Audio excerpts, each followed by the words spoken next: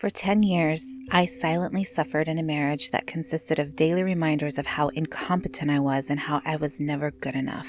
I developed severe anxiety and depression. I was always second-guessing myself in any decision, and I absolutely and utterly hated the way that I looked. By the age of 20, I had 4 children, all under the age of 3. There were so many times that I thought about leaving, but those thoughts quickly left my mind and were replaced with thoughts of my worthlessness and how no one would want damaged goods, as I was always told on the regular.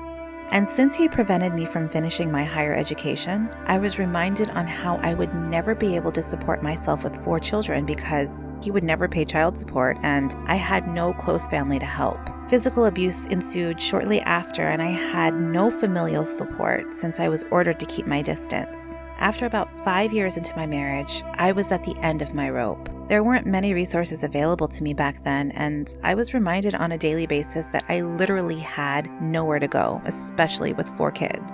In 2010, he decided that he wanted me to move overseas to his country with my children, and he would follow shortly thereafter.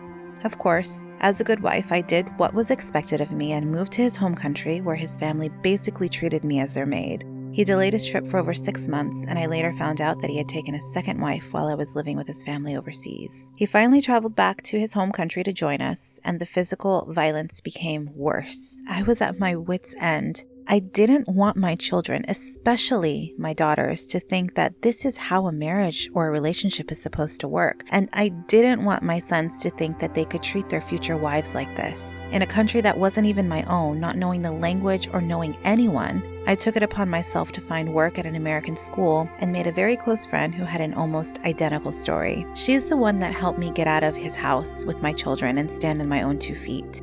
I slowly learned the language, made my own money, paid all of my bills, took care of my children, and all to his dismay, I flourished. Without all the daily reminders of how horrible I was, I actually started to relax a little and enjoy my life.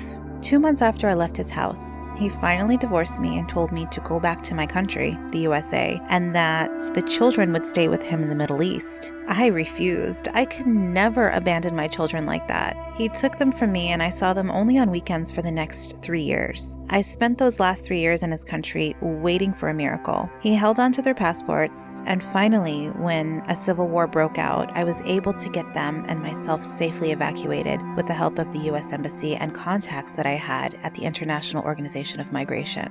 Now my children see a happy mom, not a mom that's always crying in her room or scared or as anxious as before. You will get through this, and with the resources now available and the national conversation of raising awareness on domestic violence, I hope that we will one day erase those words out of our vocabulary.